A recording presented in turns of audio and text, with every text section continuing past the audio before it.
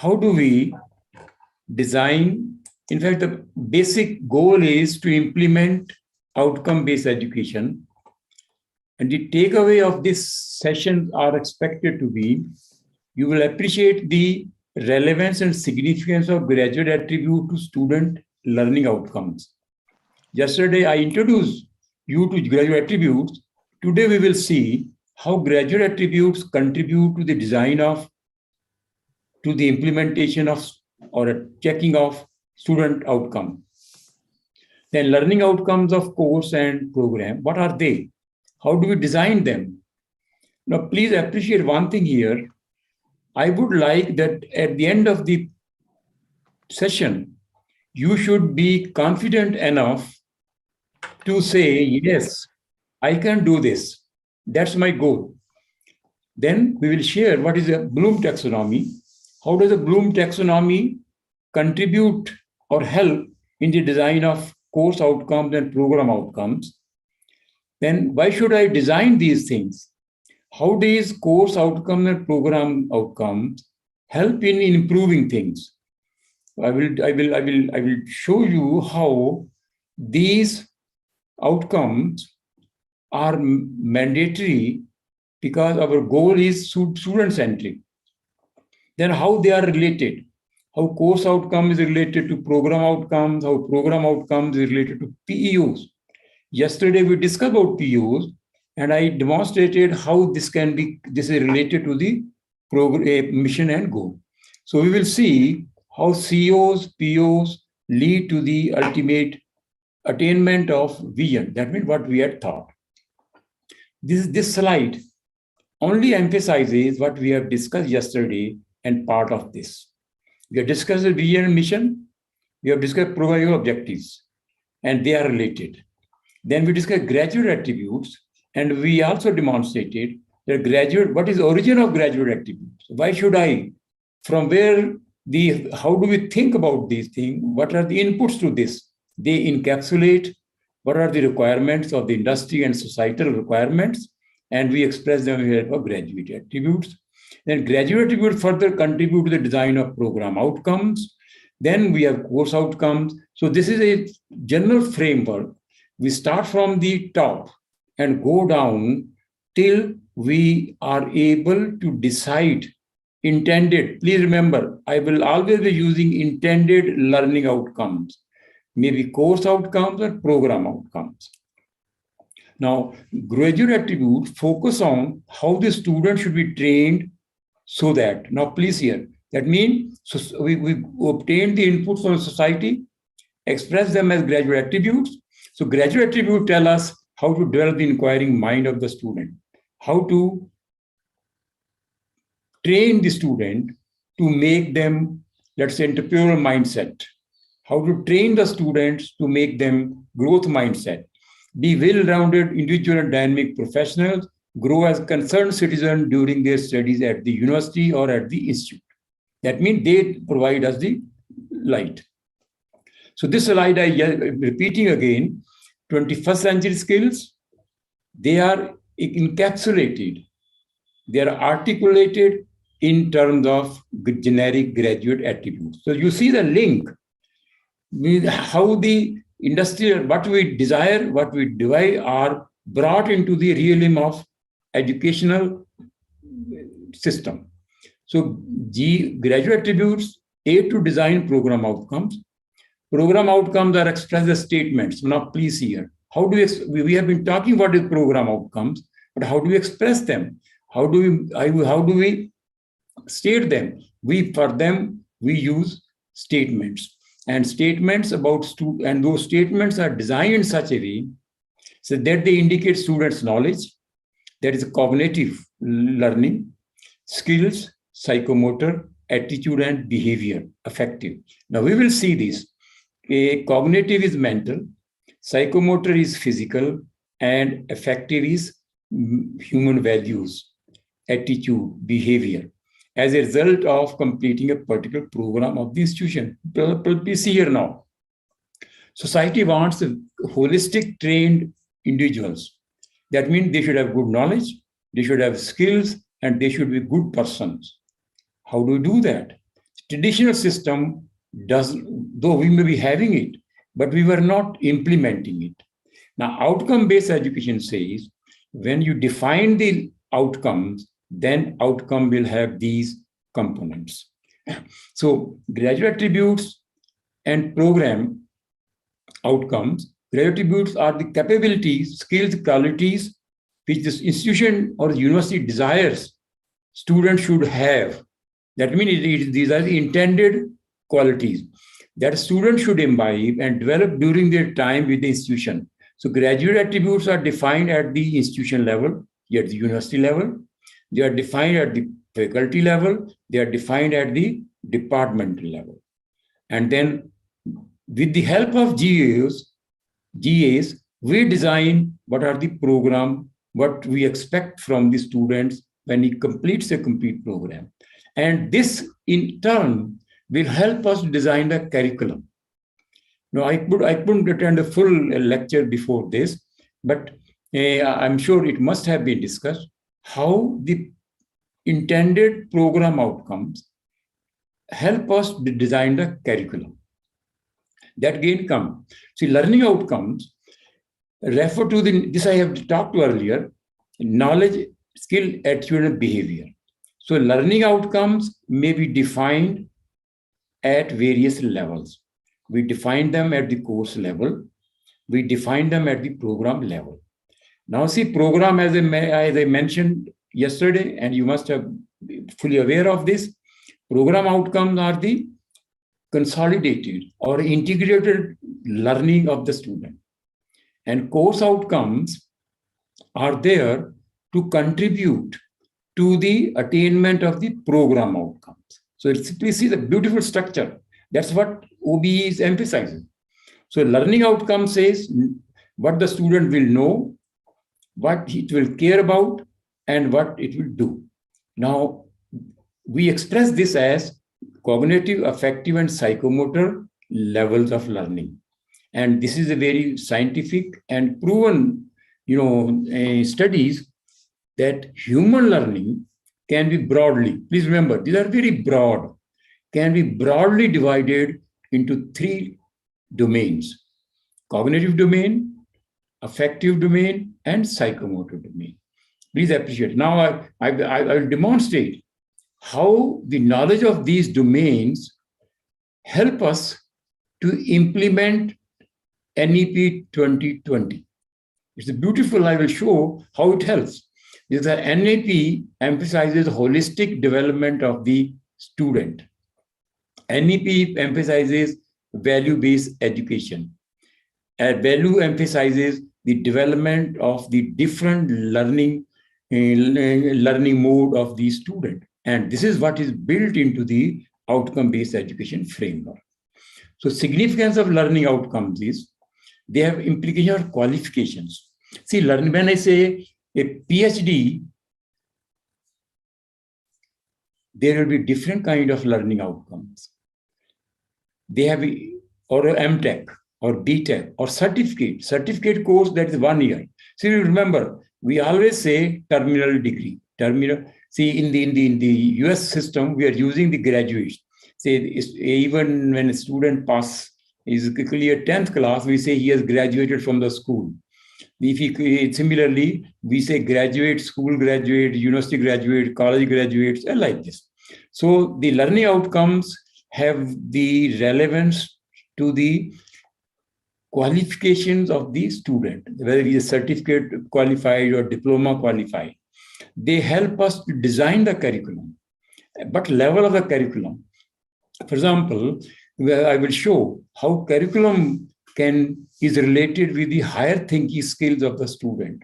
So learning outcomes provide us a guide, a roadmap for the design of the curriculum for the higher thinking skills of the student, teaching and learning activities, how to teach, how to assess.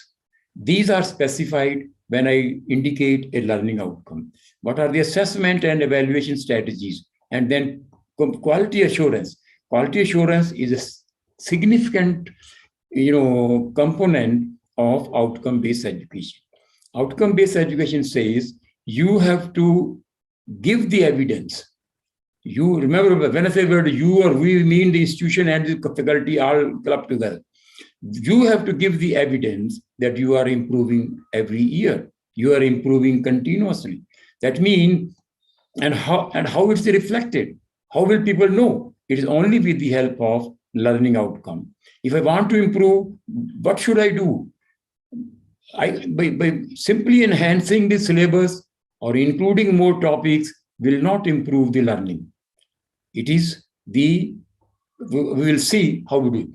Now, statements are characterized by the use of active verbs. The issue is how we design the statements. Course outcomes are expressed as statements. Then how do we design the statements?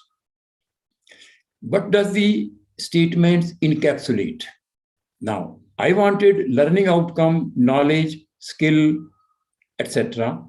Now, when I prepare a statement, when I write a statement, and then there are verbs, active verbs available, which help us, which give us the indication what we are trying to emphasize, knowledge, understanding, and so on. Please appreciate how we are going to develop all these things. Yesterday, we discussed objective versus outcome. See, objective, we have been doing all through our teaching career. Our teachers are very learned, very competent. Only thing is, they need to appreciate the few things that student, when I assess the student, I should assess his outcome.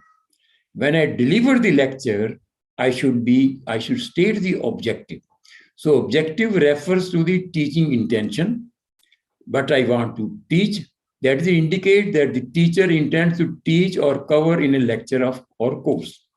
Some examples are, you are all familiar, to give students an understanding of the search methods and concept of complexity, or to discuss and explain Carnot map. So these are, say, intentions, this you have been doing. But when it comes to course outcome, then a detailed description of what a student must be able to do and demonstrate at the conclusion of a course. That is a course outcome. So course outcome means a detailed description of what a student must be able to do and demonstrate at the conclusion of the course. Then we say program outcomes. Program, say MSc, BSc, these are the programs. Now these programs consist of many courses. So program outcome describes as to what the student has learned and is able to demonstrate on completion of the program. Now, PO is consolidated learning of the student on completion of all the courses. Now, you will ask, please do ask the question, then how do we design them? How do we prepare them so that I am able to ascertain what student has learned? So if you look at this is just a quick recall. Objectives are intended results or consequences of instruction, curricula, program, and activities. These are the intended intentions of the faculty. And outcomes are the achieved results of as a consequence of teaching. Objectives are written as intentions, and statements are written as expected learning that student has acquired. Then, now, outcomes are measurable.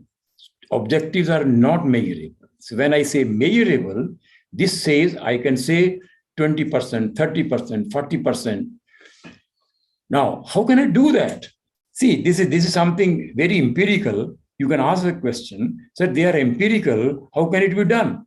But that's where the crux of the whole discussion of today's life. How should I design my outcome so that I can measure it? My students' outcome should be understood by the student and also understood by the teacher. Because when we measure them, then in the context of outcome-based education, student has the full right to know how he has been assessed. Please appreciate. We cannot wish away. There has to be evidence of what we are doing. So difference between objectives and outcomes is teachers should appreciate this thing and students should appreciate this thing. Outcomes are statements about anticipated achievement from students. Please see, anticipated. They are more student-centered and describe what the learner should learn. We say outcome-based education is a student-oriented pedagogy. This is because the outcomes that we prepare beforehand, before delivering the course, before a student they are given beforehand, and that's why we say they are to be achieved. So learning outcomes are what is hoped of student to learn. Why? It's a long journey and are often precise, specific, and measurable. Please appreciate this thing, measurable. Yeah, you may find some repetition here.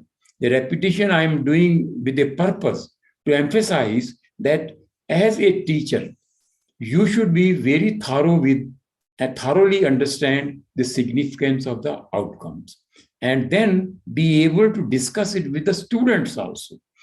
Because our goal is to raise the thinking skills of the students, to help the students to become, let us say, entrepreneur with the entrepreneurial mindset, or they become a critical thinkers, or they become good problem solvers. That means they should imbibe the higher thinking skills, or in other words, which are nothing but the employability skills or 21st century skills. Now, why write learning outcome statements? Now, this is because we are shifting from teaching to learning. Focus is on the learner rather than on the teacher. Objective is for the teacher and outcome is for the student. Student will know exactly what they are expected to learn from each lecture, course, and program. Now, please hear, this is a very big, deviation from a present system. That's why, see, when you prepare your syllabus, we'll discuss this thing. When you prepare your curriculum, you have to write the course outcome for each course. You have to write the program outcomes for each program. Beforehand, students know, their parents know, the stakeholders know, industry, whatever it is, they know what are the outcomes of that particular program. Students will know exactly how their learning will be assessed. Assessment methods, students will know beforehand, whether they will be given rubrics, they will be assessed through examination, they will be assessed through the MCQ, and so on. Students begin to take responsibility for their own learning when they know that they are expected to do and what standard they are expected to achieve. Now, please hear. See, when I have specified the outcomes, I have indicated whether I'm emphasizing higher thinking skills, whether I am thinking rote learning. Once I specify that, students will be aware of this, the level of learning that is expected from the students in terms of development of the thinking, the brain of the student. Now, so when we define learning outcomes, then students, faculty, and institution, they know everything what's happening. Now, for example, let us say students will know what are the expectations of this course. They will understand program as overall more than a set of classes.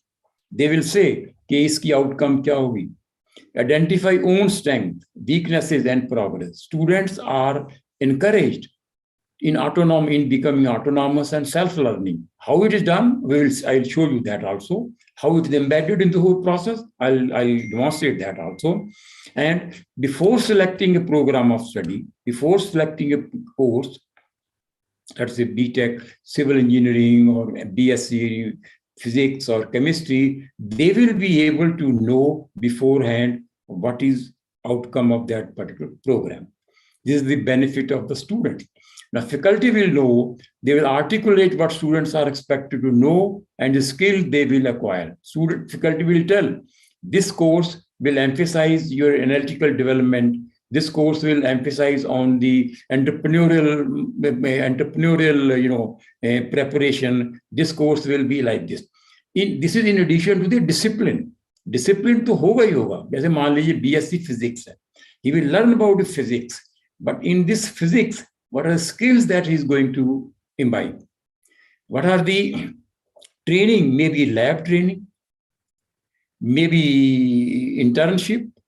He is going to gain in order to develop those skills which are embedded or which are encapsulated in the form of outcomes. Now, communicate those expectations to the student. teacher will tell the student that this program, you will be able to gain this kind of knowledge, this kind of skill, and so on.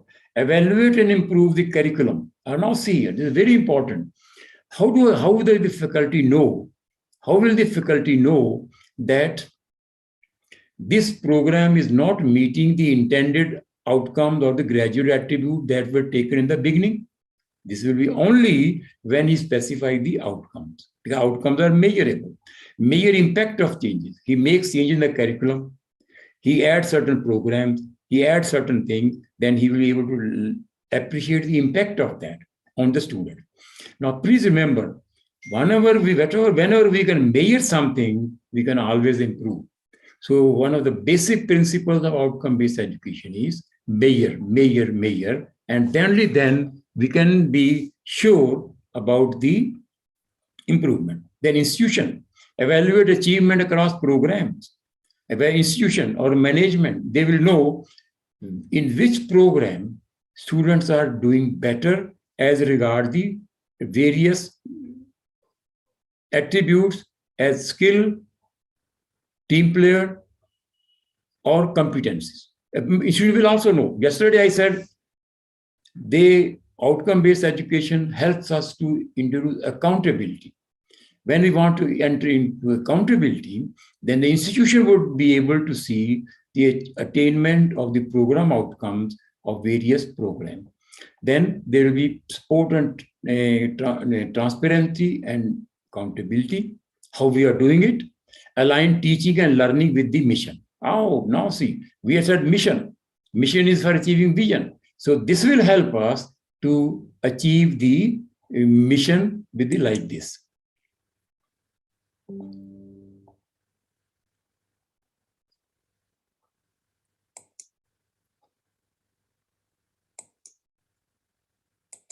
Now, so see the significance of outcomes for each stakeholder in the institution. Now remember the rule. Every course must have its learning outcomes. Every course. The course may be sports course may be lab course may be internship, and so maybe project. Please appreciate this thing, because here many times it is said that we need not have a learning outcome for a sports course. No, you must have it. I'll show you how sports contributes to the learning outcome of the student. It is through psychomotor. So each course syllabus should include student learning outcomes that describe the knowledge, skills, etc. Course CO should be such that they help to achieve the program outcomes. Program outcomes depend on the level, that is certificate, diploma, graduate, etc. So thus indicating that the program outcomes that we are going to prove to the world will be dependent on the kind of we are having it. Then while defining, now how do we, by defining learning outcomes will give the focus to the, provide the focus to the teacher, whether he is preparing the learning out for the first year, second year, third year, fourth year, PhD program or MTech program or MSc program or MBA program. So this we have focus in the beginning itself. Emphasis on the learner's ability to understand, do and demonstrate something. Because here, suppose if a student is not able to understand a particular, so a student has not done particular mathematics course in the previous year, then introducing a course in the second year, the next year, which dependent on that, student will not understand. The teacher have to know all these things. That means there is a continuity. So learning outcomes are designed to facilitate assessments, evaluations, measurements, and overall improvements. So when I prepare the learning outcome, then I must keep this in mind and demonstrate this. Now, how outcomes are expressed. This is what I was trying to highlight, is how outcomes are expressed. Outcomes are expressed via statements. Statements are specified in terms of statements are outcomes in terms of statement. Statement describe what students expect to know and be able to do on completion of educational activity. Activity could be completion of the program or course or lecture. Outcomes include a range. Now, statements are verifiable. Now, I will show you. So when I prepare a statement, you will say, how will you verify this? I will demonstrate that also. A learning outcome is measurable, observable, and specific statement that clearly indicates what a student should know and be able to do as a result of learning. Student learning may broadly be categorized into 3 domains. Now, it's a student learning. Now, how do we know all these things? Now, we have a Bloom taxonomy. Bloom taxonomy gives us let's say, a roadmap or a guide of designing the learning outcome. Now, you will see, just yesterday, I just mentioned with you that human brain functions is left brain is very strong in cognitive level. That's a logic, reasoning, analytical ability, numerical. And the right brain, now please appreciate here. If you know it, good. If you don't appreciate the following thing, affective. A, this is the capital A, okay, affective. Left side, say we are sensitive people. We have creative people. Our brain is full of emotions. We have face recognition. Now, face recognition, music, awareness. These are the things which are categorized as affective. That means, affective means that they are feelings, they are emotions. And now when we talk of the emotions, when we talk of the intangible learning, let's say awareness of art, we go to the art museum, we start expressing the awareness. We are appreciating these things. Maybe I am not good. Any of you may be very good in music, right? So that means our brain has these kind of built-in capabilities already. Now, the Bloom taxonomy, and then let also say, and the human learning styles are, some people are very good in music, some people are very good in mathematics, some people are very good in, natural environment. So this is established fact that human learning styles are quite different. Some people are very easily learn from the graphical pictures. Some people easily learn from the videos and so on. So human learning styles are also different. Now our traditional system has only one method, that is a lecture method, or maybe lectures are supported by other tools also, but there are many things which are not. Now, so according to Bloom, learning is classified into 3 domains: psychomotor, cognitive, and affective. Now, cognitive is knowledge, psychomotor is skills. Now, please here, psychomotor is skills, and affective is attitude and behavior, emotions. So that means human learning, you can say broadly, please remember, these are empirical studies proven by empirical kind of experiments, not like experiment in physics or in engineering. This is like even in medical interpretations, we have, subjective. So, but this is a broad classification of or domain of human learning: knowledge, skill, and affective. Now, the challenge is how to incorporate these, because these are the human capabilities, in the teaching, how to enhance them, how to measure them. Now, outcome-based education says, yes, I can provide you a pedagogy to do these things, provided you decide beforehand what you want the students to acquire. You want to make them good knowledge-oriented, or you want to make them knowledge-oriented plus a good sportsman, or you want to make him a good sportsman and a good thinker, human values. He says, you provide these. Do you mean, I mentioned earlier, institution and difficulty.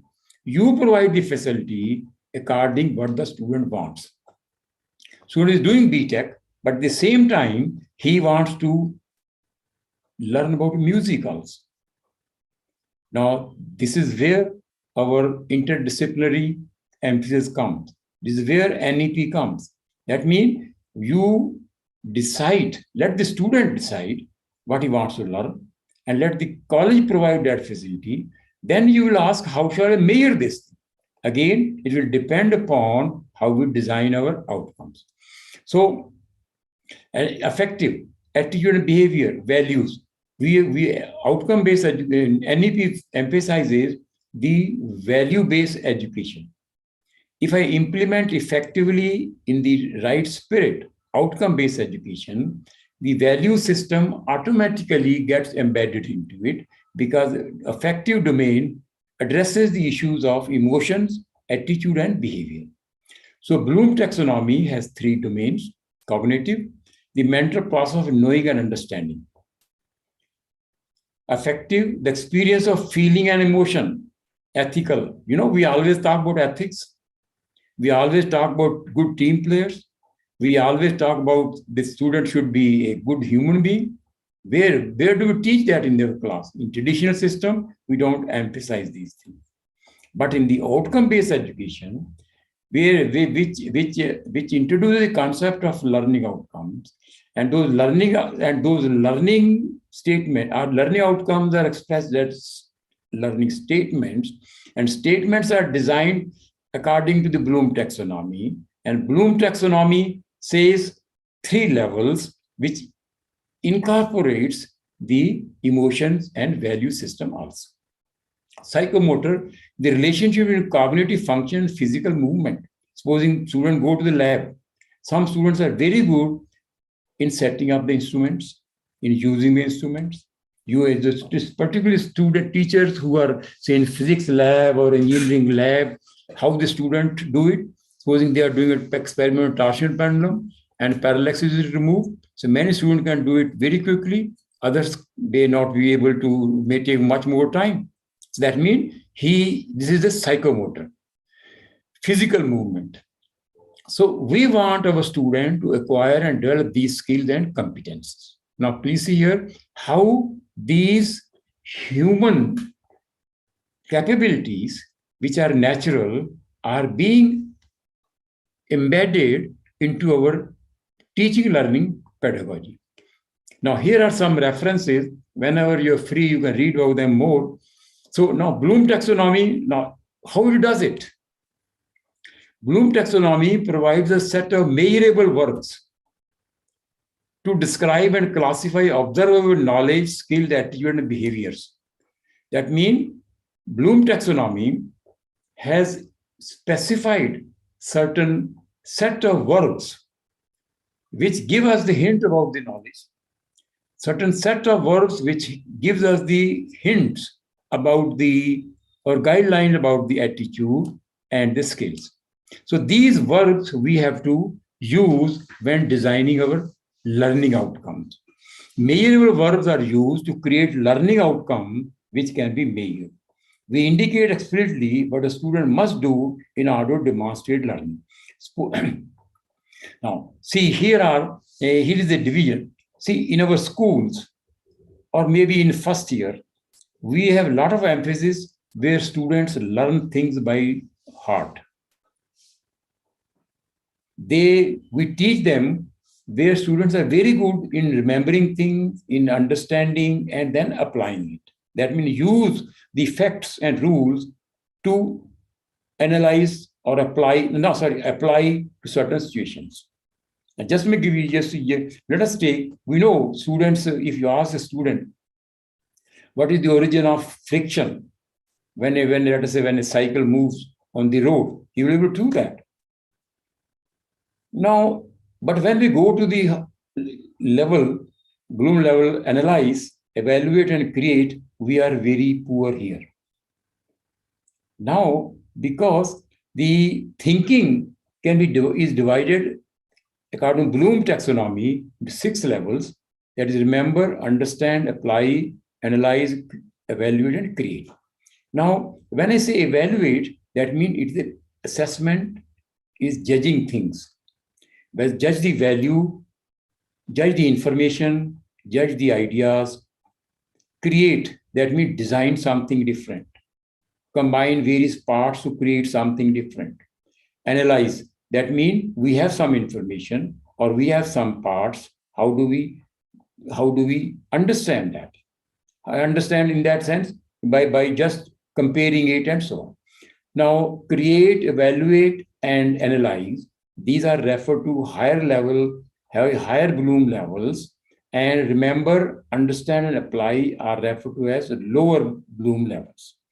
See, our teaching processes in the schools, there's a lot of emphasis on the remember. In the lower classes, students are very good at reproducing things. They can differentiate things. They can apply in simple situations. But when it comes to compare or assess or create, they are not that good. There may be 10-15% students who have a natural ability. They will do it themselves. But what about the other 80%? If let's say, imagine they are 20%, which means we should reorient. We should reorient or we should emphasize the teaching to the students, wherein the mindset or the capability or competence is being developed in the student and he's able to analyze, evaluate, and create new things. That's where we are lacking very, very badly. When we say thinking skills, we need to fill this gap. Now, please appreciate, this is a simple way of looking at it. Now, see, we have the levels. We have the upper three levels: analyze, evaluate, and create. These are termed, the learnings in this, let's say, to correspond to these levels are referred to as higher order thinking skills. And the learnings at the lower level, remember, understand, apply, are referred to as lower order thinking skills. Now, as of now, our traditional system, there are institutions which are exceptions. Please remember, there can be exceptions. There are 15-20% students who are very good. They can do these things better than a teacher even. But we are to address the majority of the students, why not imbibe them the higher thinking among the majority of students? Why not 70-80%? This I can do only if I first understand myself, what it is, what are the techniques, what it involves, how it can be done, how it can be measured. So appreciating these things become important because this gives us a guide, provides us a roadmap of improving our teaching, learning, and so on. Now, I am emphasizing here, first, teachers must appreciate these things. Teachers must understand these things. Only then he can share it with the student, and students will know it. So, if you look at the lower order thinking skill with higher order thinking skills, now see, lower order learning discourages and limits the learner thinking. मैंने याद कर लिया. Suppose I remember it and I reproduce it. I pass the examination. Oh yes, I am very good. But keep in mind, he is not able to go beyond that. It is his nature now that he will only read something, memorize it, and then reproduce it. He will not think. So when we go to the institutions for assessment, such as the NBA or NAC, then what we find, students are good in reproducing what they have done. They can write a program of 100 lines without looking at anything. That means their memory is very good. They can reproduce that, as we say, they can gargle that, what they have done. But that's only very at the elementary or the introductory levels. What we want, because if a student if I'm satisfied with what I have learned and reproduced it, I will never think beyond that. Now, the modern day problems are very complex. They are interdisciplinary.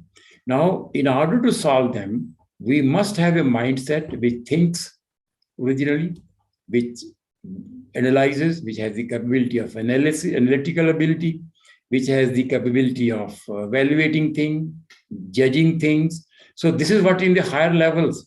So higher level order, if I train my student to imbibe higher order level, higher order thinking, then he is able to do much better, because that helps him to interpret unknown situations on the basis of what he has learned. If he is not remembering it, he can find out from the sources. So growth mindset, as we call it, in order to develop growth mindset, where student is always, or human being is always ready to learn something, do something, then we need to imbibe higher order thinking skills among the students. So lower order learning encourages rote memorization, hardly any thinking, which multiply misunderstanding and prejudice. Higher order learning stimulates and empowers the student. So good teaching involves focuses on high content, basic ideas and issues taught in ways which actively engage student reflection and thought. That means a good teaching, which we outcome-based education is emphasizing, will be when students are able to acquire more, better and better understanding, better and better application, and so on. So higher order thinkings, that's our goal. The hearts are what we are aiming to increase. Higher order thinking is our goal. See, why are we implementing a higher order thinking? Critical thinking or innovative thinking. Why are we emphasizing on this? This is what OBE shows us the path, how it can be done. So now here, the teacher should teach students about higher order thinking, what it entails, what it involves, its benefits as well as strategies, how it can be imbibed. And I will demonstrate this can be done in the class itself. You don't have to invite the external agency to come and teach critical thinking to students. When you are teaching the student in the class, then he will be able to learn, he will be able to imbibe these if we adopt appropriate strategies and teaching and learning strategies. This enables learner to be aware and of understand their own strengths and challenges with regard to higher order thinking skill, and be better prepared to tackling these challenges. That's what outcome-based education tries to do. Now, cognitive levels help to decide what kind of things might you want student to be able to do at the end of your course. Now, please here, I will introduce you how to raise the standard of your students in terms of their performance and competency and knowledge. Now, cognitive levels help to decide what kinds of things might you want student to be able to do at the end of your course. Then, when you design the course outcomes, you can decide where the emphasis is. Lower order thinking skills, higher order thinking skills. Now, because corresponding to each Bloom level, there are separate verbs.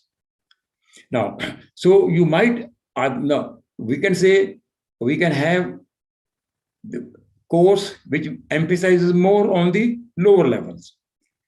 We can have a course which emphasizes on the higher levels. We can emphasize a course, we can design a course where there's a mix of this. Now, you will find that depending upon the class you are having, let's say you are having a first year, then lower order skills emphasis will be more compared to the higher. Higher order will be there, but it will be gradually go to higher order. When you go to the high, let us say final year, then more emphasis has to be on the higher order.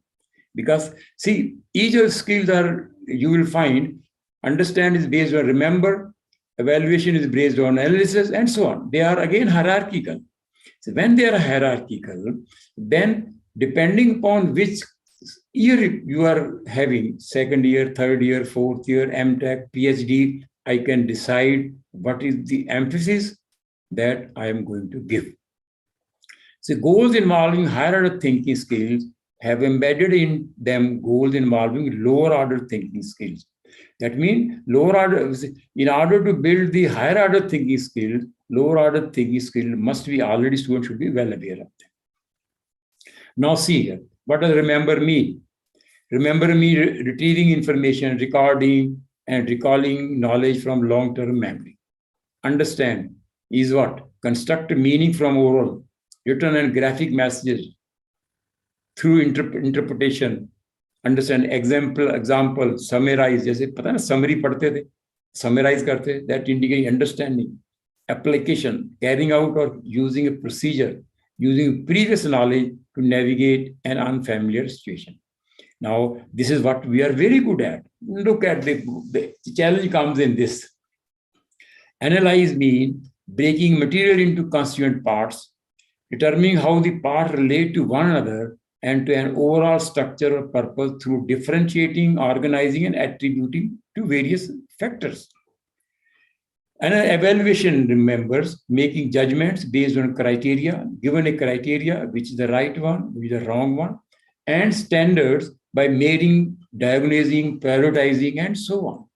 So in creating, putting different elements together to form a coherent or functional complete thing, organizing elements into a new pattern and structure. Now, please here. Now, if we understand this thing, then how to express this thing? Now, outcomes are the statements which are variables. Now, they said the verbs which we have. Now, see here, statement described by students are expected to know. Now, look at these examples for a while. In this slide, you will find Bloom level. You will find Bloom level. And for each Bloom level, there are action verbs, which has been identified, and they are available on the net.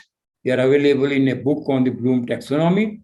Now, 6 levels have different action verbs. Supposing take the create. If I use the word design, this will send the signal, it will be corresponding creating something new. Design, let's say design a game. Now, design a game giving various factors, or formulate or build. Similarly, if I am evaluate, then I'm using the word choose, support, relate, determine, then convince. See, outcome-based education is a pedagogy which is applicable to across the board, across all disciplines, maybe philosophy, maybe history. So here, there is a set of verbs. Now, this set of verbs give us the idea as to what student is expected to do, to focus at. Analysis पे करना है, evaluate पे करना है, create पे करना है, या understand पे करना है. See, as I mentioned earlier, we are emphasizing the lower 3 levels, remember, but upper 3 levels are not. Then the corresponding example will be, so when I write the learning outcome, see, in learning outcome, always use the word students will be able to. At the end of the course, students will be able to always design a learning outcome with these verbs.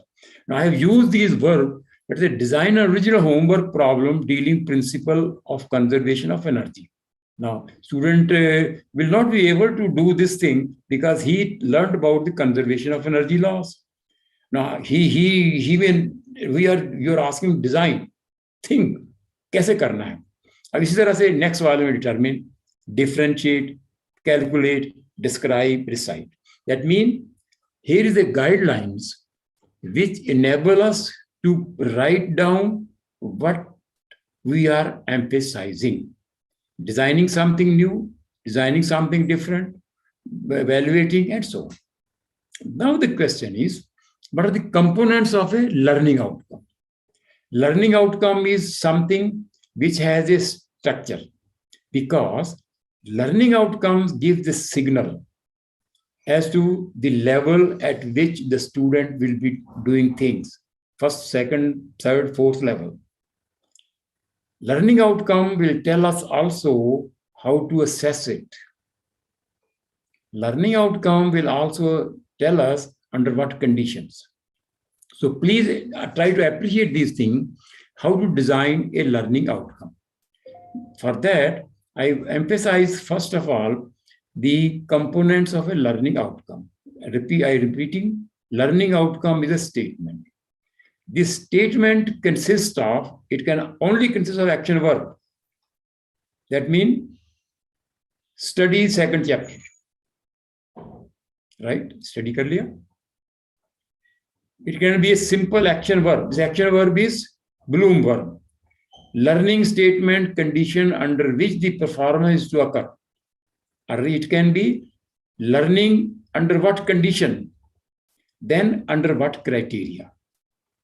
So when we design a learning outcome, we have an action verb, we have what is to be done, and under what condition and what criteria. Now, please appreciate these things, because I would like that you are able to design the learning outcomes for any course that you are teaching. You should be able to understand. You should be able to share it. Why like this? You should be, now, when I say I want to impart higher thinking skill to the, emphasize higher thinking skill students, then I must be able to tell that I'm focusing on those things.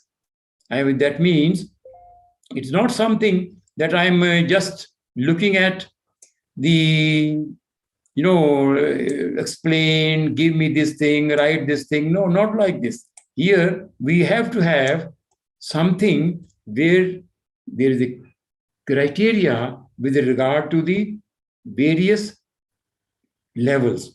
Now, let us say I can have design a beam with a poor construction. So design a beam, how will you measure it? I cannot, outcomes are measurable. Design a beam, I cannot measure it. So it has a verb and a noun. Then I can have a condition, but it's a better. Design a beam using Microsoft Excel design template. Now, in the first case, you want to measure it, I don't know what to measure it. In the second case, when he is using the design template, then I can assess the candidate from how he has used that Excel template. And still better will be design a beam using Microsoft Excel design template based on national standards. Now, please here, cheese wahi hai. But in the statements, we are adding those things which we can assess. Jaise maan lo, what are the national standards? Students will be familiar with that. If we have not taught in the class, then student, it's not something difficult. Student have to search that. When a student searches that, we are encouraging the students to independent work. Ye dhoond ke lao. Wo jata, he looks at the internet, he talks with the teacher. And now when we design template, he has learned the design template. So in this statement, we are prompting the student to do those things which I can assess. Please appreciate this. It is not something design a beam. Now, if I say design a beam, how will I measure it? What shall I assess it? So in the third format, student gets a clear signal what he is supposed to do, how much he is supposed to do, and that's what we will assess it. So when I write a complete statement, outcome statement, it will define the following element. Who will, the students you are training, what this statement will affect whom? Students. What will change? Will their knowledge increase? Will their skill increase? How much? Thoda, zyada. It's very difficult. How to explain this thing? It's much more difficult. When? That means time frame in 1 year, 6 months, 2 days, like this. And how the change will be measured. The surveys, test, and interview are the method you will use to measure the different changes specified. Thus mean the learning outcome that you have designed will be such that as a faculty member, we can assess that, we can measure that.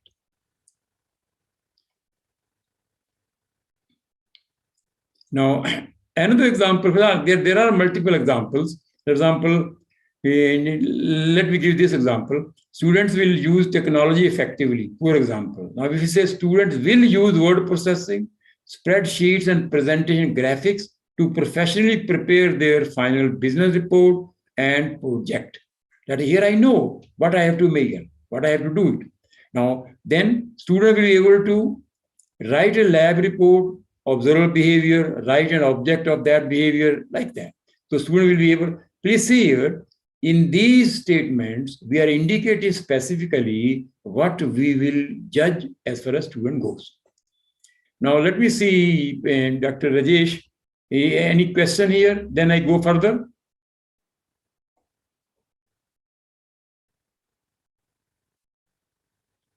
Hello? Yes, sir. I'm just looking at the chat box and request the participants to please raise their hands. This is the cognitive domain. Then I discuss next domain.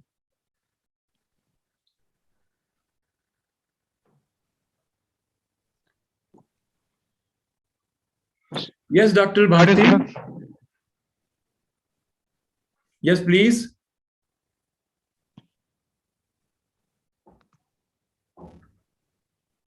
Please ask the question. Just a minute. Yeah, just a minute. Let me unmute her. Bhargavi, madam, you can unmute yourself, please. Sir, good evening, sir. Good evening. So actually, when we are framing the course outcomes, so when we are designing the course outcome, is there a restriction for a course? How many outcomes has to be given? No, we have 5 to 6. Maybe you can have up to 7. See, the more you have, just writing will not be adequate. Then you demonstrate that those course outcomes that you have designed, you are measuring them also. You are using them to achieve your program outcome. So normal is 6, 7 is good enough. Now, supposing you have first year course, it again will depend upon the size of the let's say syllabus that you are having. So 6 to 7 is the general recommendation. Actually, if you are, for example, if you are having a course, engineering physics, we are having 5 units. Is it mandatory that for each and every unit we have to write a course outcome, or we can compile and we can just stop with 3 course outcome also? Now, see, it's like this. What is the purpose of that course? The purpose is to teach discipline.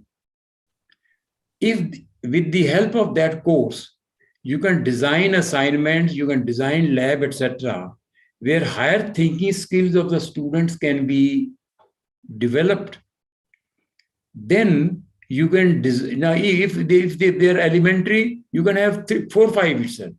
But if you want that he should have discipline knowledge, he should have higher thinking, he should have effective, as we are going to discuss it, then you 6, 7 should be good enough. Include, see, in one course outcome, you can include 2 verbs also.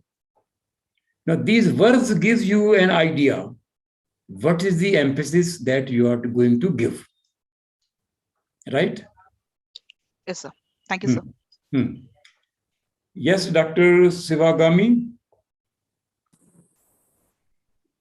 Just a minute, sir. Let me unmute him.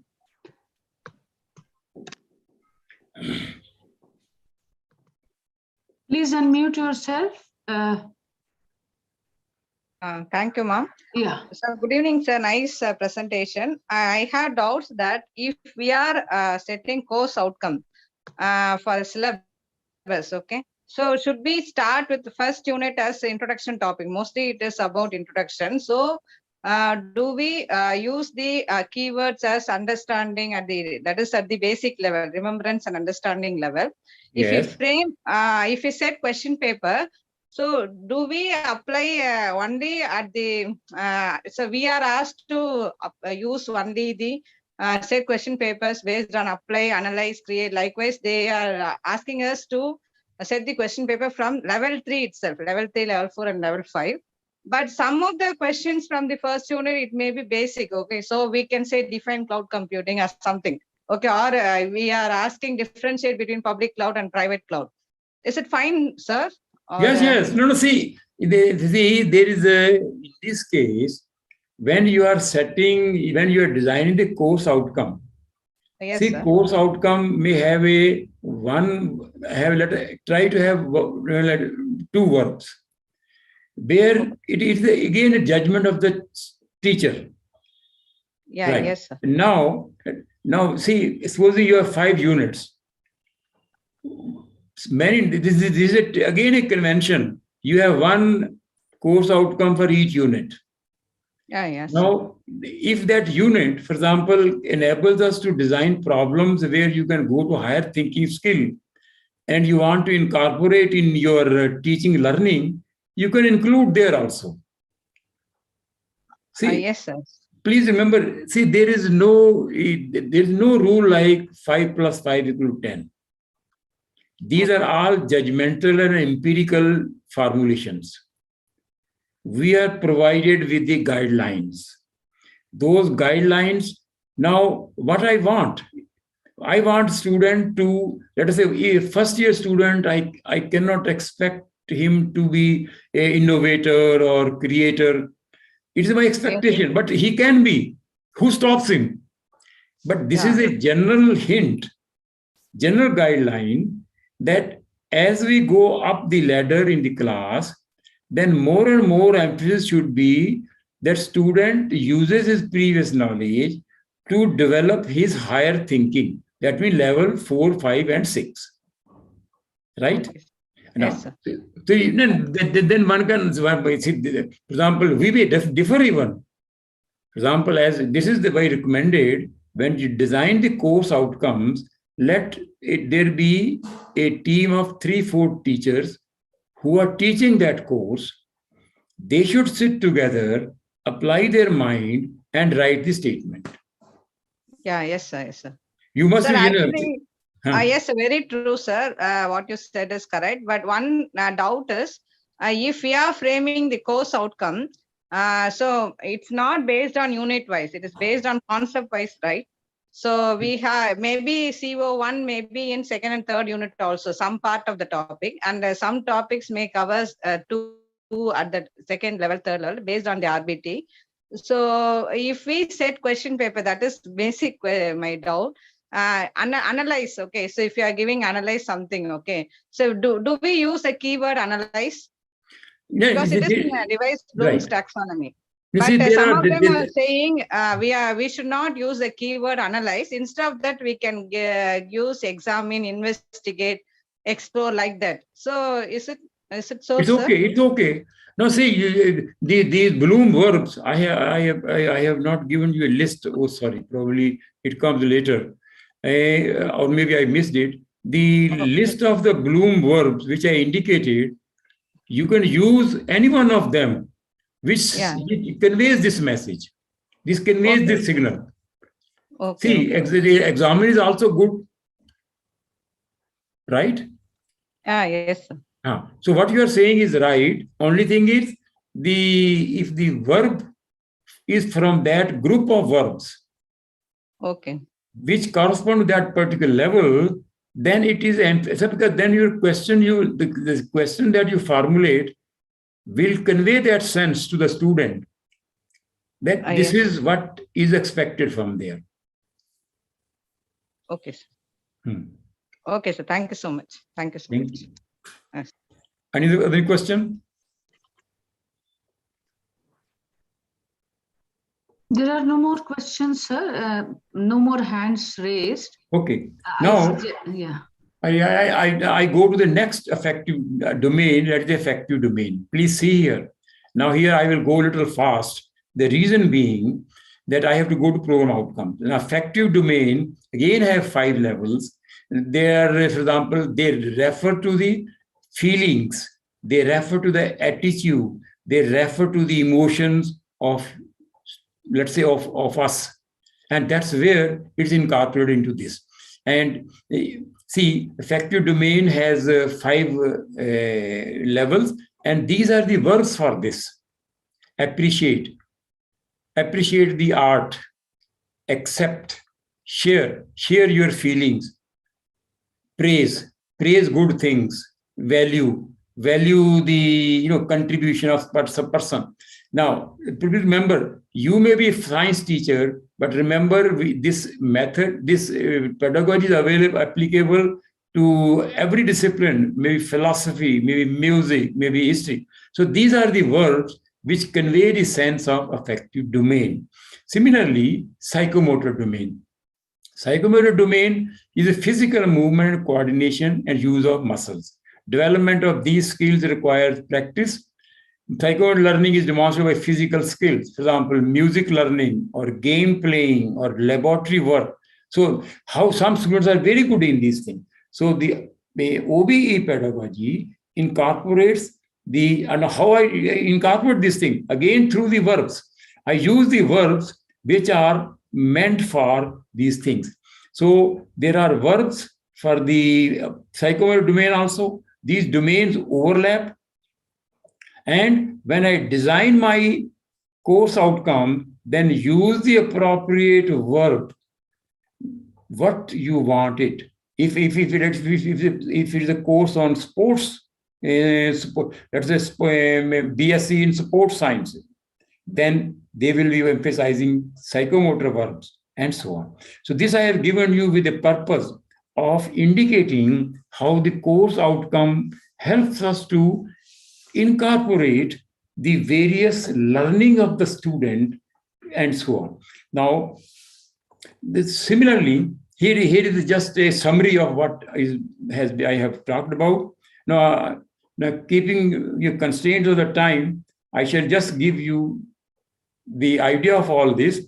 So, Bloom taxonomy of learning, we have domains, we have levels, there are action verbs for each one of these levels, and learning outcomes are designed using the action verbs from whatever discipline is, what as a faculty member, what you think should be learning, what you think students should be imbibing. So indicate that with the help of the action verb. Now, another very important thing is, which is generally not emphasized, is the learning. There are lab courses with physics, chemistry, mathematics, engineering, medical. In fact, in the case of management courses, there are case studies. And in fact, now the computer labs, they are included almost in every program, in every course. So they kindly appreciate these things. The lab courses have also the learning outcomes, where we emphasize all these things.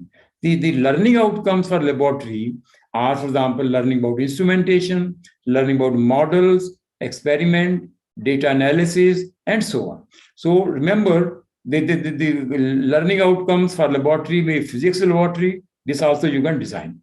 Now, next, I wish to go over to program outcomes. Another thing appreciate is course learning outcomes are adjustable.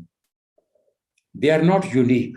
See, those colleges which are affiliated with the universities, they receive these course outcomes from the university departments. Now you weigh those course outcomes in terms of what we have discussed in Bloom taxonomy. Now you will also create learning outcome as best as you can with the curriculum, course content, and student learning in mind. Never mind, they are not unique. Two different persons may create them different. So that's why we say team working will remember to do all these things. Because once I've written a course outcome, then its implementation with the help of lectures, with the help of assignments, with the help of various other assessment activities have to be proved. So learning outcomes are not fixed and should evolve as the course evolves and as students engage in their learning experience. Normally 5 to 7 are adequate. Now next I discuss with you program outcomes, which are again very important. Program outcomes are also referred to as program learning outcomes. In fact, course learning outcome, they mean the same. A course outcome or course learning outcomes, program outcomes, or program learning outcomes. Now, program outcomes refer to the integrated learning of student on completion of the program. Program may be a certificate course. Program may be a diploma or degree. Now, program outcome conveys what the student has learned about the discipline, skills, human behavior and values, social aspects, environment, etc. Now, please see here, these are all integral components of NEP 2020. So when I design my PO, I will embed these things. So there are program-specific outcomes. I'll discuss this a little later, because as I said, we have an engineering program. We have mechanical, civil, we have computer, biotechnology, but then there are special. Those are expressed as program-specific. Now, what are the considerations for preparing program outcomes? First is discipline. Students should be very good in discipline. Essential capability to discipline knowledge. Now, program outcomes. Then he should have developed the analytical capability, creatively working with available data and relevant tools and fundamental knowledge to correctly solve basic problems.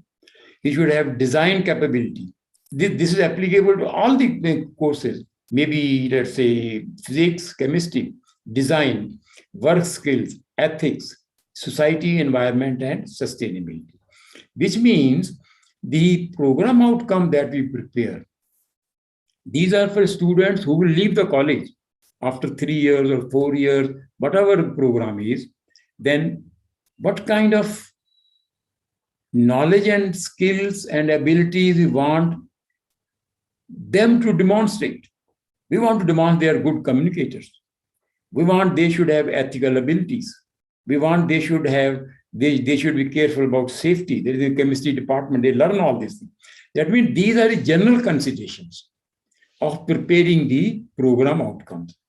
Then here I want to just, this is something many of you may be familiar with, others may not be, just to mention here. See, Washington Accord is a group of countries who have taken a decision that outcome-based education must be implemented in all the undergraduate engineering courses. In fact, it was done in 2013 or 14, and the OBE came in our country in the engineering discipline, in the engineering sector, about whenever they wanted accreditation, they had to follow outcome-based education. So pedagogy. So when we go for the assessment of the institutions, we try to assess how they have defined it, how they have implemented it, and so on. Now, Washington Accord, India is a member of the Washington Accord, and National Board of Accreditation represents it. So the reason I presented this slide here is the Washington Accord has prompted us to introduce outcome-based education and accreditation, which is all the countries who are member of Washington Accord, they accept of their respective engineering graduates for the employment. Otherwise, you remember, our engineering degree was not recognized. Now it's recognized among all those things. And here is a set of examples. Program outcomes. There are 12 program outcomes for engineering program. I'll give you other examples also. There are 12 for this. And here, please see here, they are divided into 3 components: technical, societal, and individual. There are 6 program outcomes, which are discipline-based, technical. 2 are society, that means to engineer concerned about the environment and sustainability, cares about the society. Then there are ethics, there is a team working, and so on. Which means, see, when you design the program outcomes for any program, then take the view that there will be, normally they are depending upon the duration of the course, depending upon the level of the course, there may be 8 to 10. In this case, there are 12, there may be 8 to 10 program outcomes. Out of them, you should have technical concerning a discipline, then you should have about the individual, and then you should have about the society. Now, kindly appreciate, this is a method of training the students to be a good human being, training the students to good in knowledge, training the student to good society member.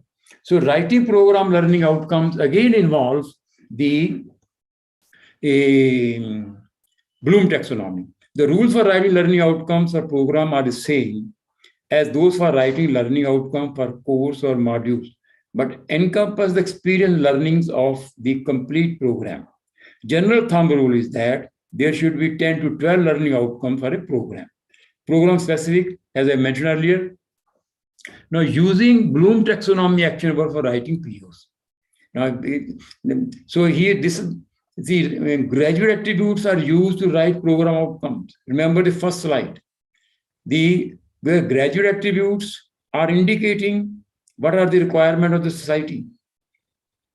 Now, POs are the outcome of student, competency of student at the end of the course. They go to the they go to the market. They complete their education or partly whatever it is. So graduate attributes, which we had decided in the beginning, they provide guide for the program outcome. Program outcome indicate learning at the end of the program. Action verbs are used to write intended POs. Now, please see here, the action verb that we have mentioned, maybe for the various domains and levels of Bloom taxonomy, they are used to indicate the as regards what is being emphasized in the student learning. The student has to prove and demonstrate. Action verb occurring in COs and action verb occurring in POs have to establish links between them. Now, here the trick is the following. When you are designing your course outcome and using the action verbs, Bloom verbs, then try to formulate your program outcome using those action verbs. Now, it will be tricky, no doubt about it, but then things are tricky which are difficult to implement. But the trick is, if there is a commonality of verbs, then the mapping of those course outcomes, those program outcomes becomes simpler. And remember, the verbs give us an idea about what level we are. POs also give indication as to the level of skills we wish the student to imbibe if we want to emphasize higher level thinking skills. Then use action verbs of analyze, evaluate, and create levels. Now, please see here, this is very, very important that if you want to have higher, good standard of your program, then your POs should include those verbs which correspond to higher levels. Now, the moment you include higher level, this is an indicator to the faculty, to the student, to the stakeholder that the teaching, learning, or assessment of the students is being focused on those skills.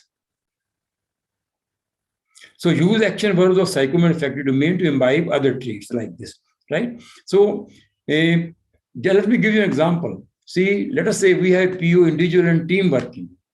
And this says function effectively as an individual and as a member or leader in diverse teams and in a multidisciplinary setting. Now, here, how will you see this thing? Now, student will be able, what do you expect the student to learn here? Please see here. We have designed a program outcome, individual and teamwork.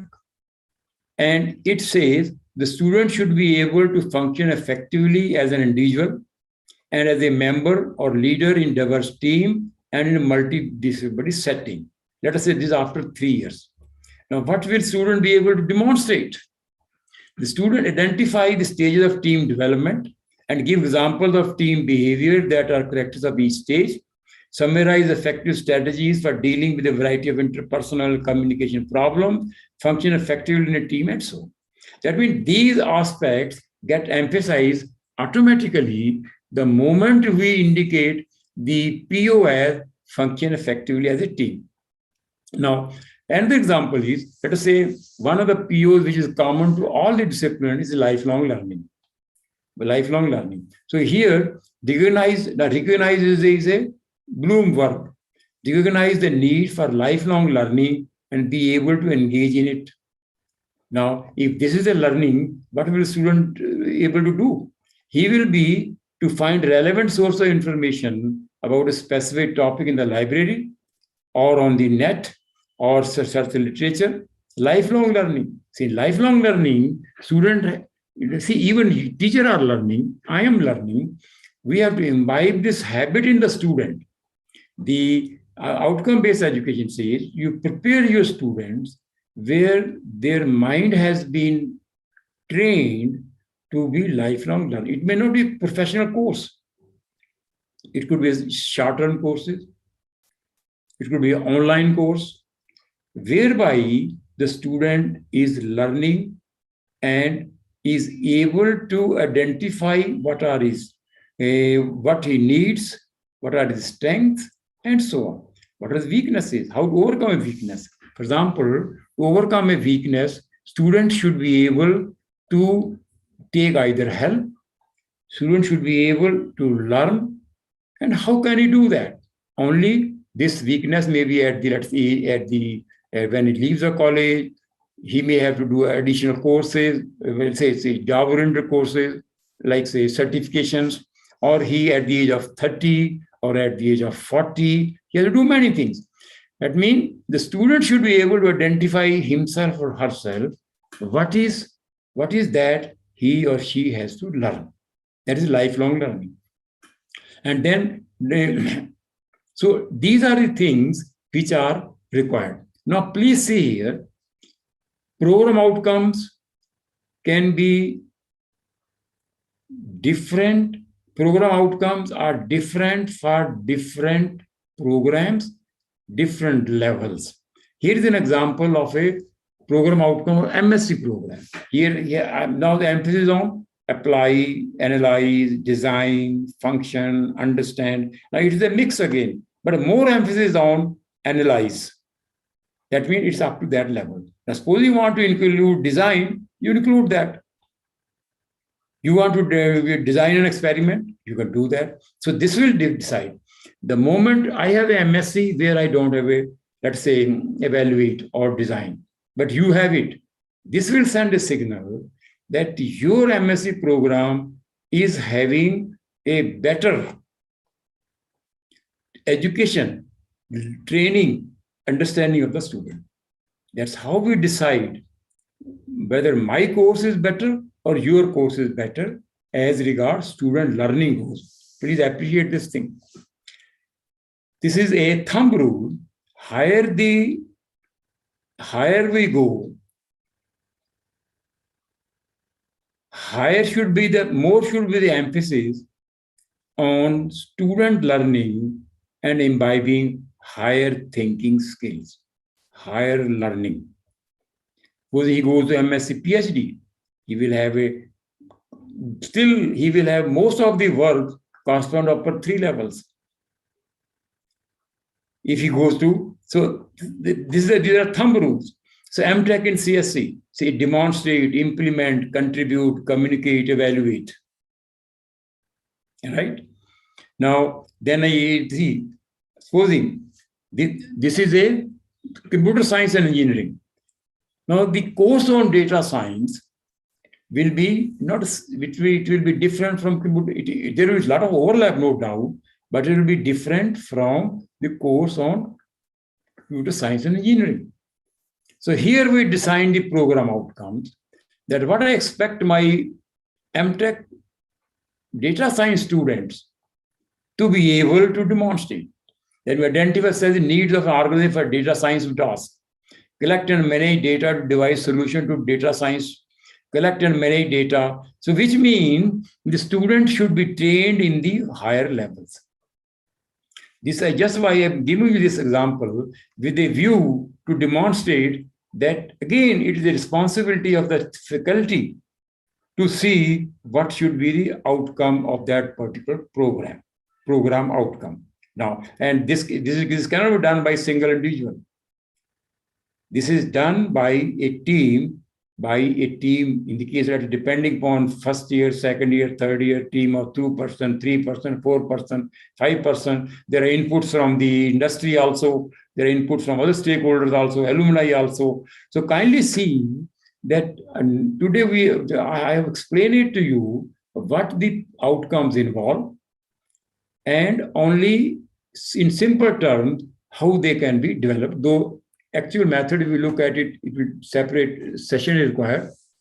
Now say PhD. You want them a critical thinkers, you want them a creativity, you want entrepreneurial, and so on. So we incorporate that over here.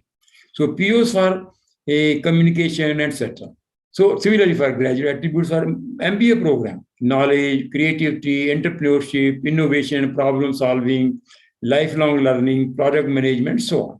So if we look at the program outcomes for MBA, then we have the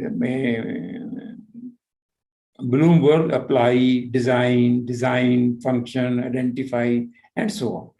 So this is how we go. Similarly, we can for economics. You know what a student is going to learn in this. You express that.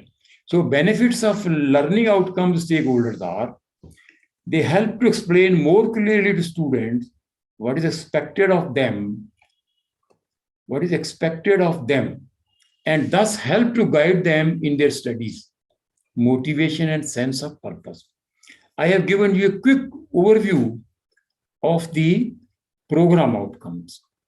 And now the benefits are, they help the teachers, they help the students, they help to define what is assessment criteria, they help the employers to know what is the level of the understanding of the students. The employers will be able, suppose we have a course on MSc, there is a lot of emphasis on higher thinking skills. How will the faculty know? How will the employers know it? They will look at your syllabus. You would have specified the learning course outcome for each of the, let's say, courses. And then he find the emphasis on the higher levels. He will say, yes, the training of the students here will be such. The moment you specify higher levels, your assignments, your assessments, and training all gets to that level. So in a way, we can put in simple terms, outcome-based education help us to improve the standard of the program also. Do you agree? If there is something which is not being done, then the next time when I revise it, then I can incorporate that. Because program outcomes, they indicate what are the contents, they indicate how it is to be assessed, they indicate what are the gaps.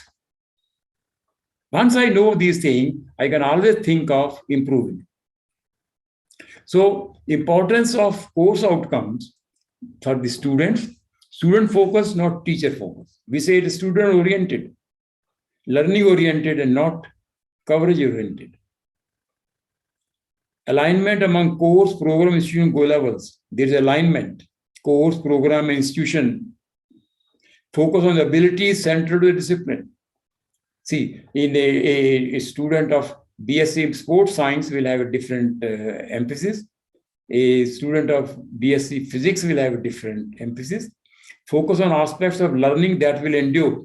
Now, when I say endure, that means the faculty wants to understand that imbibing higher order thinking skills is more useful because of the long life learning. They will emphasize that. Teaching students new modes of thinking is likely to have an impact on their future. Having them memorize facts tends to be much more short-lived. So once we forget it, we forget it. But if we have higher thinking, we have developed our thinking, we remember it for a longer time, are limited to a management number specific to measurable. So we always say tips for constructing learning outcomes. Start each outcome with an action verb. This applies to both program outcome and course outcome. Avoid vague verbs such as know and understand. Incorporate a mixture of lower and higher order thinking. Check that the outcomes reflect knowledge, skills, and attitudes. Now, outcome-based education framework demands that design of COs be such that they're closely linked with POs and enable their attainment. Please appreciate this thing. See, when we are to show improvements, we must be able to measure it. We should be able to measure program outcomes. How can I measure it until I do not know how they're linked with each other? So, which CO will contribute to which PO? Look for action verbs in POs. Look for similar action verbs in COs. Whenever there is a match, it implies that those COs will contribute to those particular POs. Please remember these things. This will help you to analyze, to judge your own POs and COs. Suppose you get something from a university, you can always see discussion and dialogues are always useful. You can always say, how will this be connected with this? I would like to know this. So this connection between COs and POs comes with the help of action verbs. Now, learning outcomes that we design should be specific, accurately states what the successful student is expected to achieve. It should be measurable, open to assessment, which accurately assesses whether or not the outcome has been achieved. Now, how can I demonstrate achievement? Only if I know what it involves. Should be within the range of abilities of students. So please see here, if a first-year student and a fourth-year or a third-year student, they have different abilities. The third-year student have learned a lot during the last 2 years. So they should be within the range of ability of student. Relevant, should be relatable to key aims of the program. What is the goal of the program? See, there are, let's say, MSc Mathematics, Applied Physics, Applied Mathematics, MSc Mathematics, Pure Mathematics. So what are the goals? So it should be relevant to the program. Relevant should be related to the key aims of the program. Time scaled must be achievable within the duration of the study period. For example, if you design something which should be available, for example, a semester or 1 year or 2 years, so this you have to judge it yourself.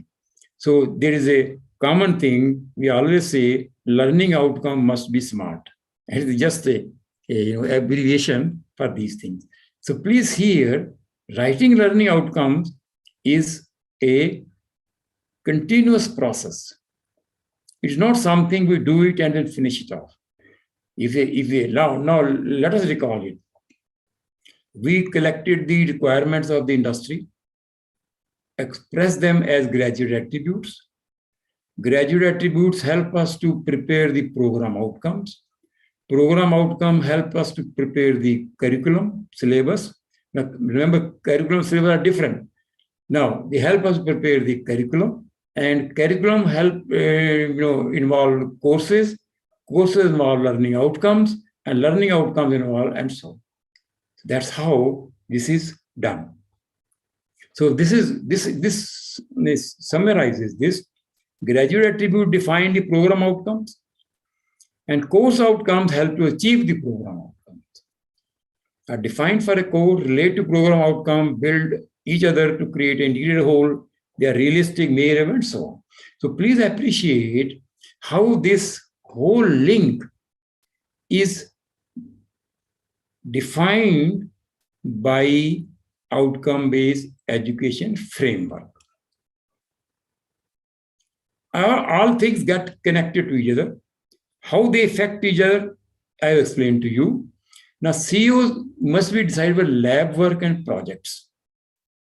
Many times, this is a limited, in fact, I would say, mistake by many of the colleges, that they say, no need for the student if you have a period for sports.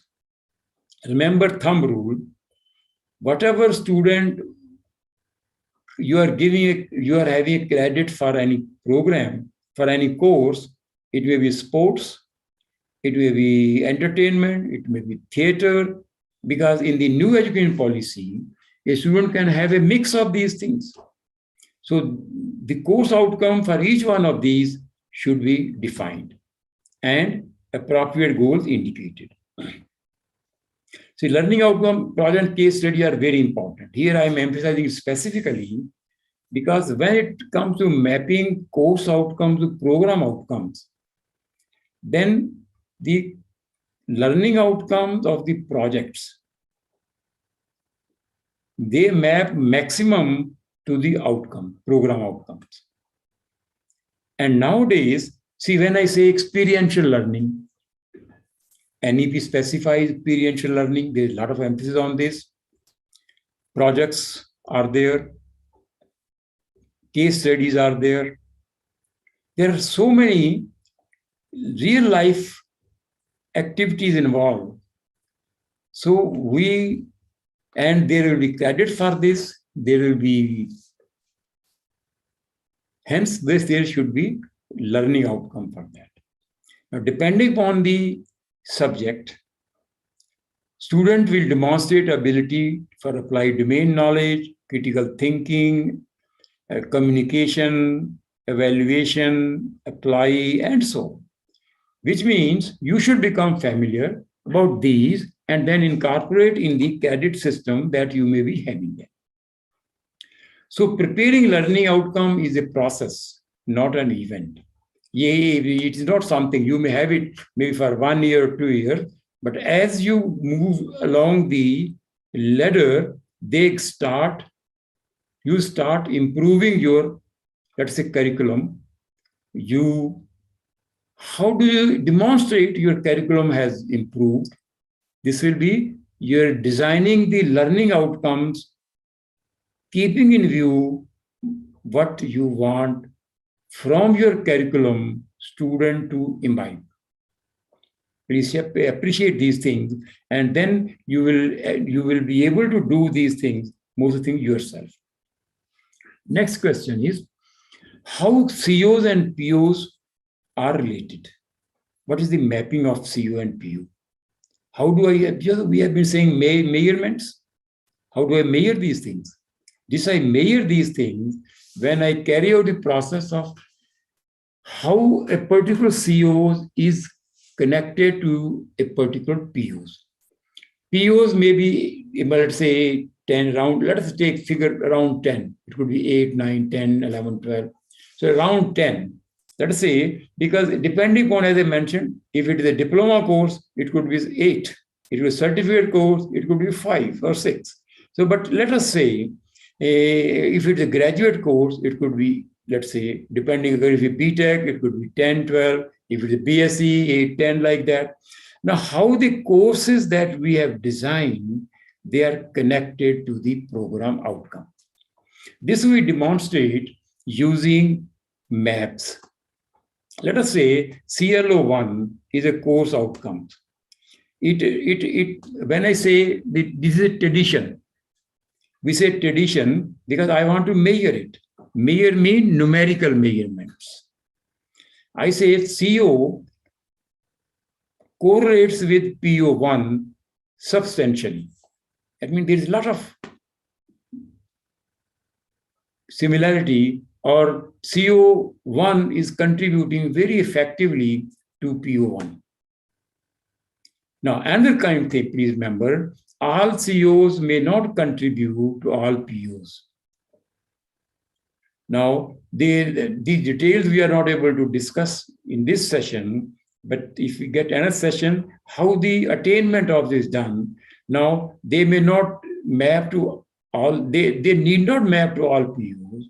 They can map to some POs substantially, or they can map to some POs slightly.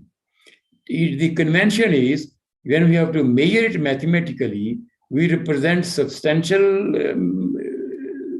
overlap as 3 and average 2 and slight as 1.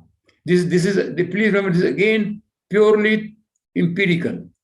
There is no mathematical basis for this. This is only our judgment. The strong correlation. It's a moderate correlation. It's a slight correlation. It's no correlation. That means we have 4 levels. Now, see, this is what we map it. And then this is one course to all these things. Then all the courses are mapped to all the POs. This is just an illustration. And we have tools for this. Then benefits of mapping to COPOs are, because I want to demonstrate that my POs have been achieved. They will be achieved by 80%, 70%, 90%, 60%, 50%. I have to achieve that. So now course instructors, the mapping, advantage of mapping is, the teachers will be fully aware of other courses, even if students achieve similar outcomes, and can plan their syllabi to reinforce outcome, build skill knowledge development, and avoid overlap. Course prerequisites and program requirements can be more easily determined based on how the outcomes fit together. That means normally the course outcome may map up to 4 or 5. But if there is a course outcome which does not map to any program outcome, it indicates that course outcome should not be designed. Course outcome designed should map to the program outcome, maybe 3, 4. If they don't map, don't include that course outcome in your description. So the program map makes explanation of curriculum changes more transparent for committees at all levels. So if there is no mapping, then we can tell, if, for example, if you take the university system, if there's no mapping, they're going to say this course outcome is not relevant. Or one can say that we need to modify the syllabus, then so that it maps to the program outcome. I repeat, program outcomes are what we had decided the student should demonstrate. If there is a syllabus design, or if there is a course outcome which does not contribute to any of the program outcomes, that means there is a gap. We need to apply our considerations so that it maps to some. An outcome map is a useful tool in program review to show the logic and overall design of program and to capture relevance its courses. So mapping of then the POs that we designed. Now see here, the POs that we have designed, they should map to the PEOs. Now see the link, please. What are PEOs? PEOs are the program objectives which are relevant after 4 or 5 years. Now, which means the training that we are giving to the students, it should be such that it should be related with that. It should map to that. The employer will infer from here, the candidate that I'm hiring or the candidate who are with me, they are trained, their outcomes have been such that they are achieving what is expected in the eligible objectives. So the benefits of mapping are, it helps the identification of program strength, that student learning outcomes addressed thoroughly, program gaps, if any, student learning outcome currently not addressed can be minimally taken care of, assessment measures, courses that can provide assessment data for student learning outcomes, estimation attainment, and so on. So the benefits of mapping is, it helps us fulfill the gaps. Now this I have shown yesterday also. Course outcomes enable us to achieve the program outcomes. Program outcomes enable us to achieve the PEOs. PEOs enable us to achieve the mission, and mission enables us to achieve the vision. And if we look at what is the relationships among CEOs, PEOs, and stakeholders, that the industry hai, parents hai, then this slide demonstrates course learning outcomes, how they contribute to program learning outcomes. Program learning outcomes, they contribute to program eligible objectives, and program objectives are of interest to stakeholders, maybe professional bodies, management, society, industry, student, etc. Now, please see what a beautiful link we are able to establish when we are implementing outcome-based education framework for our programs. And that's what the goal of NEP is. So basic thing is, in outcome-based education, students learn, teachers learn. But teachers also is a lifelong learning. How will you ask how? Because if you are upgrading, you are improving your program outcomes, these are again intended. We want it. If I am improving program outcomes, then I am enhancing my learning also. I am preparing for that. As a teacher, I am preparing students. It's not essential. The student, everything is taught to the student. There are many things the students will go as depending on instructional method. Supposing I am using project-based learning method. In project-based learning method, because I have not discussed the instructional method to implement OBE. Please appreciate that. I am not discussed with you the instructional method to implement OBE. I have discussed with you that it should be implemented. How? Method I have not done. So if I'm upgrading my, let us say, use the word upgrading my program outcomes, then teacher have to learn something new. Student have to learn something new. Now, I cannot continue with the same syllabus for 10 years or 15 years. I have to upgrade my syllabus curriculum depending on the needs of the industry, needs of stakeholders. Now, industry nowadays, that 21st century skills, I design my graduate attributes. I have to learn myself. I have to be one step ahead of the students. So the teacher is learning, student is learning, and I always say, please be in the learning mode. OBE helps us to be in the learning mode. And being in the learning mode is useful for everyone. And that's what one of the outcome is, lifelong learning. So OBE enables us to be a lifelong learner. OBE enables us to learn those things which are essential for being let's say, a useful, intelligent, knowledge worker in the society. So I think here I shall stop it here, and thanks all. Now questions, comments, complaints, and suggestions. Should be complaints also, because complaints are very useful for me. I have to improve myself also, and my students give me a lot of feedback and which make me to improve. Thank you all. Please. Yes, Dr. Bharti. Yes, I'm unmuting her. Thank you, sir. Dr. Bharti, you can go ahead. So thanks a lot, sir, for giving a clear picture about CO, PO, and PEO.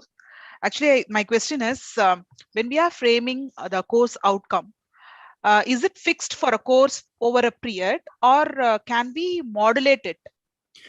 Modify Now see here, this is empirical. For a course, let's say you did it for one cycle. You should not change it every time, right? Yes, sir. It is not something you can change. You go on changing, because see, if you go on changing, people will not be able to appreciate this thing. Do it carefully and try it for one cycle and then look at it. Sir, actually, when we are going for CO, PO mapping, we fix a target for each and every CO. For example, I am designing a course and it has a course outcome, 5 course outcome. For each and every course outcome, we used to fix a target. What do you mean target? No, what do you mean by target? Target is how much of students they were able to get into that particular course outcome, how much they were successful in understanding that particular course outcome. that's the meaning of target. No, you're right. Now say, let us say 80% student understand. Yes, sir. And in 1 year, 80% student understand, next year 30% student understand. What do you do? That's my query, sir, actually. So if there is a variation, if there is a variation, what we have to do? Now, when you design it, you keep what kind of input you are getting it. You keep in mind, see, in the system, you have to ensure what are the learning that students have already, and what are the learning you are going to build over that. Now, over that, if it's too beyond their what they have learned already, they will not be able to appreciate that. So this is something which you have the liberty to either set at a higher or still higher, or at a moderate level which is achievable. Now you fix a standard, my 80% students should be able to do all these things. It's good enough, right? Then, yes, for example, 80% students don't do it. 60% do it. Then what do you do? Which means you have to look at the input of the students. You have to look at, when we say mentoring, when we say additional gaps, all those things I have not discussed, because they are in, when it comes to real implementation, then we give emphasis that. Otherwise, supposing you set the target 80% and you are not able to achieve 80%, then you should be able to know why is it so. Is it because my students were not able to understand? Is it because my instructional method needs improvement? Is it because my assessments are not relevant? These things we have to, as faculty member, we have to see ourselves. And another thing, please keep in mind. Suppose you set your target at 80% and you achieve only 70%. Doesn't matter. Don't get anxious about it. Only thing is, we should know why we have at this 70%. Why we are at this 60%, though target is 80%. Now, that means there is a gap. Now, there may be many reasons for this gap. You identify that gap, that itself is very important. Because outcome-based also emphasizes, if there are weaknesses, tell me how you are improving that. Improvement. See, getting deficiency is not bad. What is bad is not trying to fulfill or overcome that deficiency. See, in this context, if you are able to achieve it, well and good, then you justify that, then maybe next time you improve it. So these are the parameters which are available to the faculty members to demonstrate that we are either improving. If we are improving, what are our strengths? If we are not improving, what are our gaps? So one more question, sir. As you said, if there is a deficiency, okay, I can justify, I can just analyze the gap, why it is so. If it is more than the target, for example, I am fixing the target to be 70% and I'm getting as 80%. Good. More than, yeah. No, see, that only means you are using the processes and practices and the content-wise where large number of students are benefited.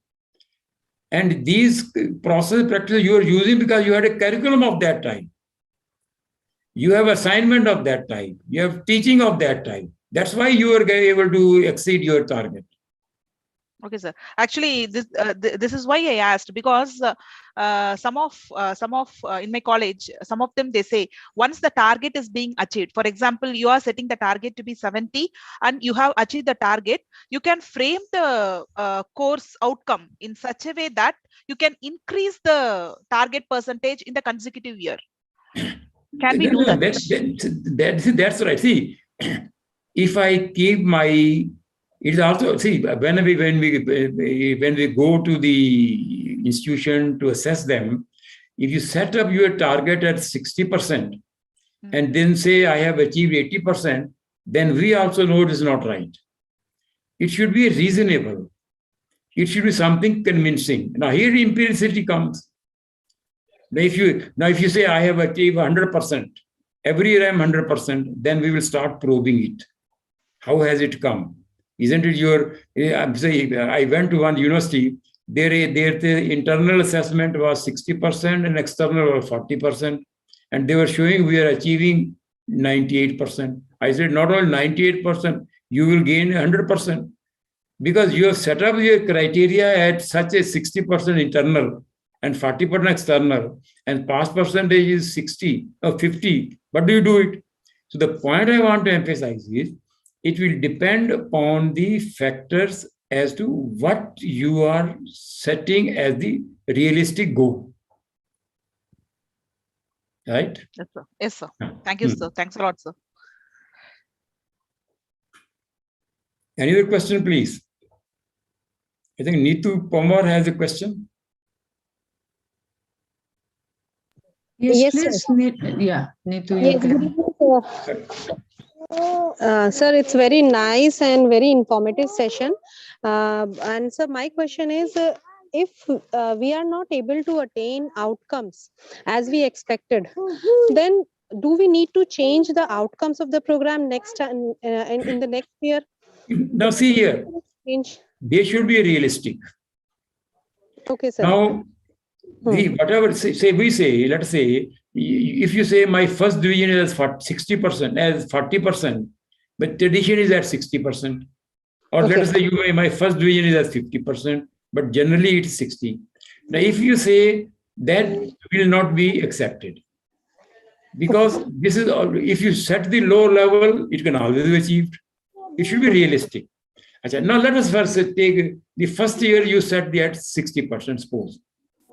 And next year you continue with 60%. Now, when the evaluators come and your students are not performing, industry is not happy, which means 60% is a fictitious. To demonstrate the improvement, you have to take realistic. जैसे हमारे यहाँ distinction होती है ना 75% above. Yes, sir.